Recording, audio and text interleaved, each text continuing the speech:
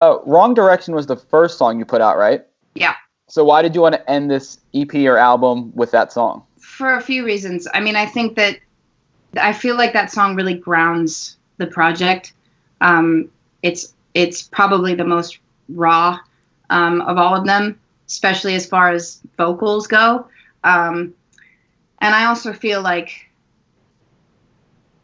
I don't know, there are lyrics in that song, specifically the first verse, that I felt it was really important to end on.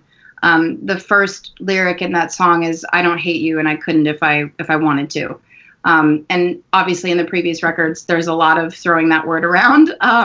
And again, I was feeling like that was what it was. But at the end of the day, like that's where I stand. And I felt like it was important to end on that. Yeah, some of those lyrics, if somebody wrote that about me, I'd be like, whoa, I guess I should check myself. Listen, man, if someone wrote that about you, then yeah, you should.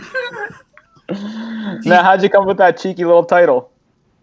How'd I come up with it? I mean, it's what the song is. It's what it is, you know? I don't think I ever realized what you don't realize how far you've gone until you've gone too far, you know? And I went so far, so fast, literally, no pun intended, but in the wrong direction. And I didn't realize, again, that that's a hard thing to pull yourself out of. And I was in a place where there wasn't one person that could say or do anything that was going to help me. You know, I had to do it myself, and it was hard. And yeah, it is what it was. That's what it felt like. So is this little ripped up doll on the cover kind of how you felt while writing this? Yeah. Yeah, I mean, yeah, there are a couple, like, actually, I actually realized this afterwards, but I guess it was kind of always in my brain. But there are lyrics in some of the records that, I think it's in Love, that I say, "You really pulled me apart like a toy you'd play with." And I love that kind of representation goes with that lyric. Also, I just really wanted something that was, like, hand drawn.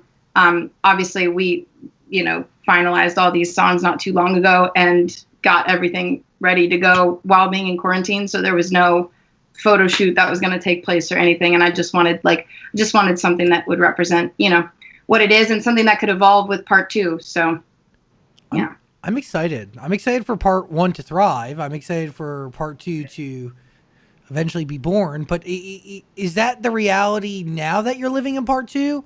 Or do you have the songs ready for that? Wait, say that first part again. You cut out. Do you have the songs ready for part two?